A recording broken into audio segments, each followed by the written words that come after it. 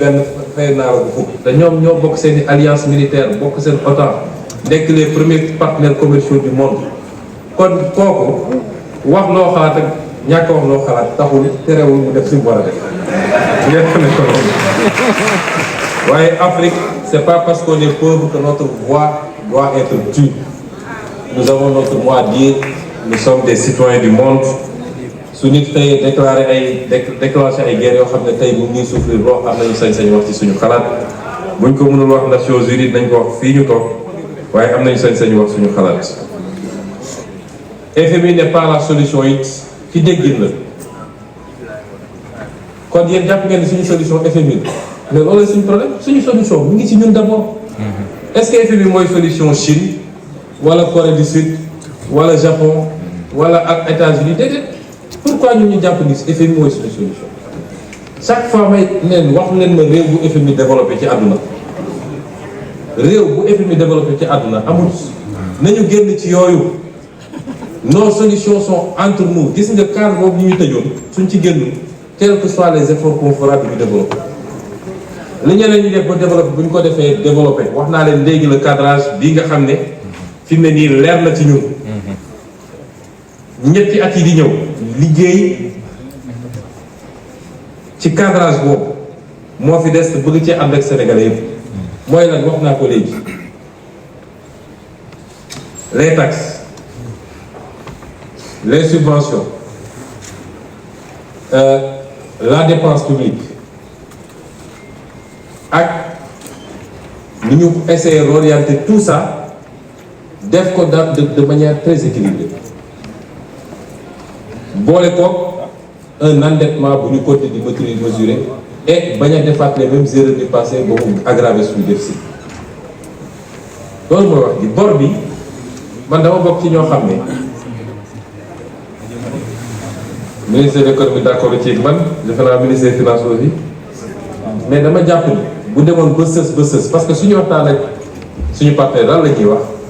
accepter leen ñu restructurer parce que suñu restructuré wul seen askan mooy supporter le poids or dette bi yéen a ko def da ngeen ko fi fekk ñoom loolu la ñuy wax waaye bor bi daf ci am une partie boo xam ne li tubaab naan dette odieuse daf ci am pour dette odieuse am mooy dette bi bañ koy lebuñu ko ci tur Sénégal parce que laaj ñu waa Sénégal mënuñu laaj sénégalais bu ne waaye dañ ne jaaral assemblée nga laaj leen jaarul assemblée laaj ñu assemblée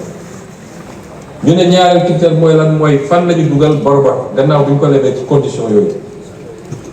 wax naa fii keroog ni tout le circuit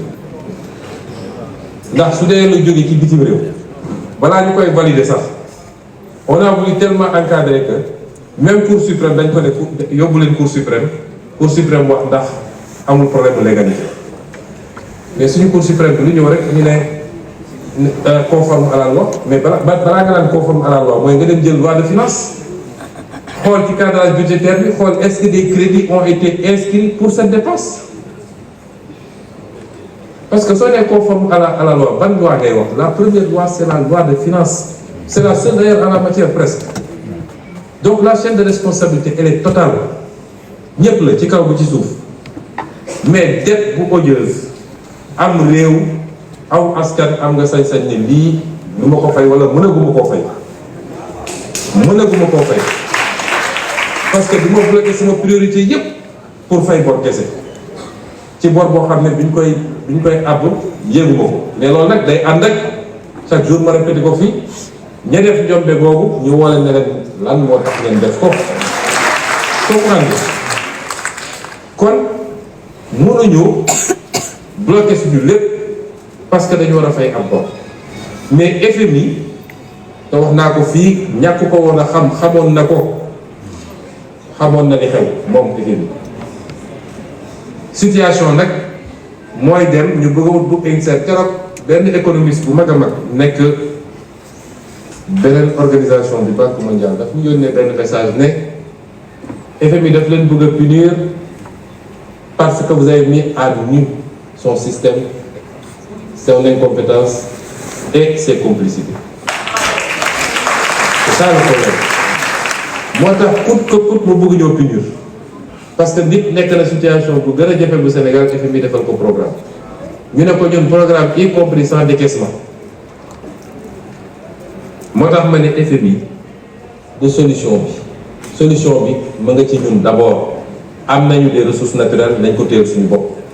am nañu capacité mobiliser des financements intérieurs par la fiscalité kenn ku nekk na def li mu war a def ñu jël xaalis boobu yor ko ci yorin bu sell nit ñi bàyyi luubal ak randal ak jël xaalis bi di ko dugal fu mu war dugg ñu xool les priorités du Sénégal dugal ko foofu loolu mooy la solution loo ci teg nag ñu duggee feneen loolu lu ñu ciy yokk rek la bonus lay doon mais tant que ñu ngi toog jàpp ni suñu avenir yëpp mi ngi ci FMI Chine rek si ñëwul ak FMI fi mu toll nii dama mës a dem benn voyage en Turquie président Erdogan ne ma man de dama xëy ne FMI ñaata laa lay amal ñu ne ma nangam man leen tey laay tàqali ko yow dajale li ñu amoon yëpp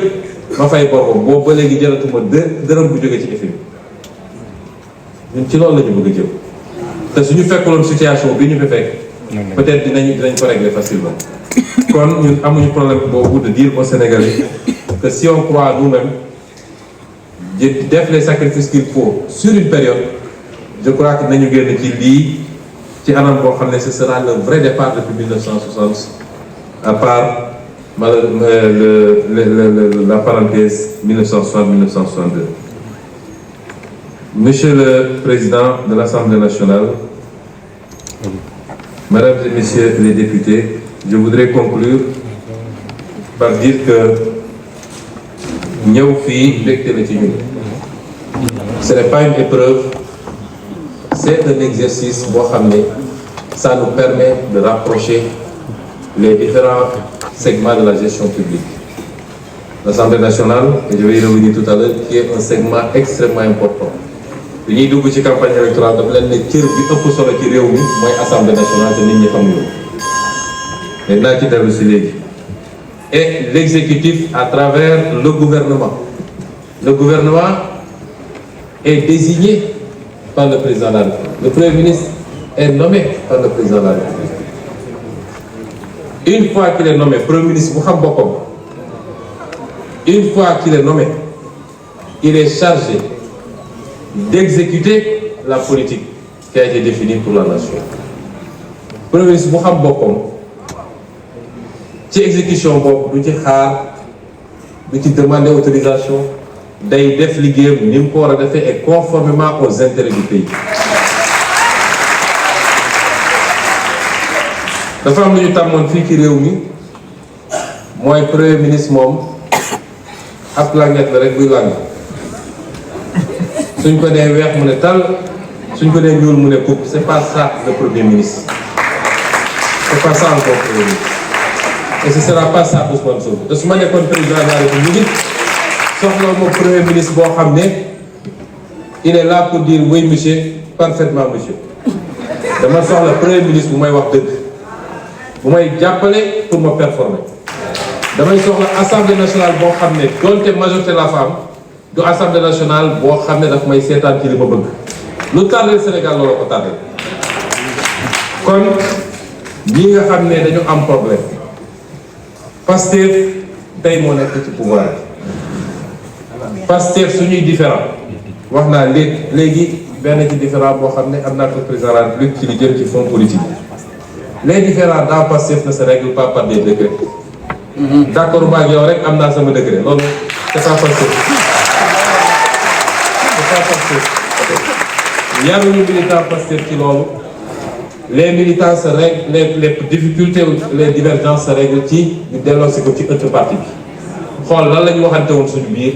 lan la ñu waxante woon ak Sénégalais yi ñu ne lii mooy dëgg bi nag ku mu dal ci yow xamal ni dëgg la. Premier ministre nga président nga député nga c'est pas important loolu mooy Pastef. kon am naa contenté respecter agenda bi ñu ciy fixé date yi toujours d'accord parti. exercice bi ci exercice yu ëpp solo la dans l'exercice démocratique d'un pays. dégg naa ñu ci dem ba ne sax daf koo def pour gàllankoor yeneen activité bu keneen. ñooñu di ko wax ñenn ñu ne partisan président lañu mais ñoom ñi ngi affaiblir président dans un pays soxlawuñu pour président def activité il faut que premier ministre arrête de respirer réew bi yaatu na li ñu war a def bëri na boo demee tournée ñu ne dafa bëgg a yàq tournée président boo defee conférence ñu ne président gi doon dajeeg FMI moo tax mu def conférence pour yàq ko boo ñëwee assemblée ñu ne non c'est pas comme ça.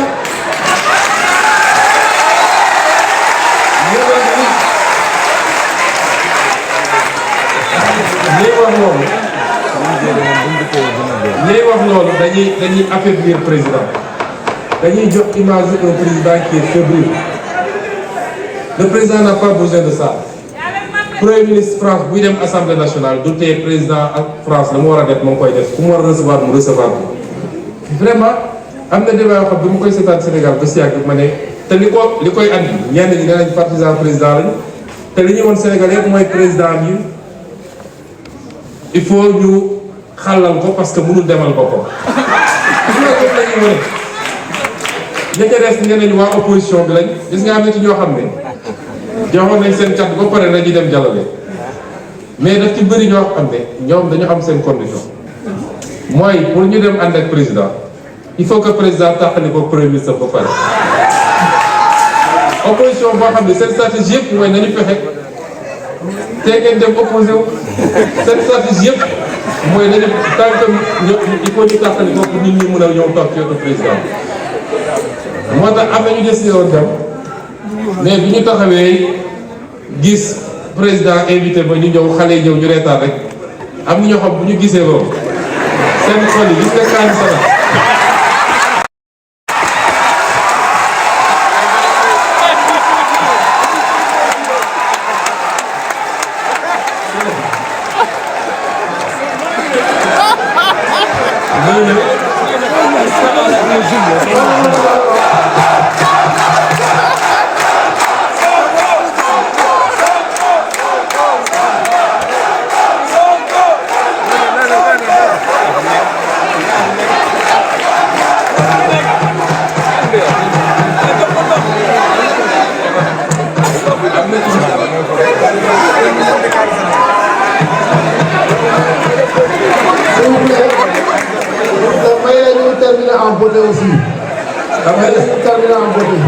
am na ñoo xam ne ca la ñu génnee dialogue ba ci saase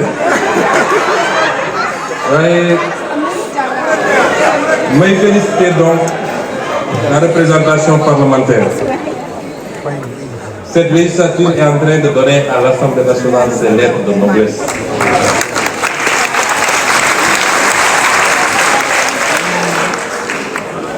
En rappelant aux Sénégalais que l'Assemblée nationale est un élément central dans tout ce qui touche à la loi et quelle que soit la forme de la loi. Kuy am initiative wala prérogative ci loi assemblée moo la ko ëppale parce que nous de l'exécutif man mën naa def projet de loi président mën na def projet de loi waaye mënuñu voter projet de loi yéen rek yéen a mën a proposer mën a voter mën a def recours devant le conseil constitutionnel man mën naa proposer waaye mënu maa voter pour maa def recours président mën na proposer mën na def recours waaye mënul voter yéen rek am ñett yi li ngeen di def ci les politiques publiques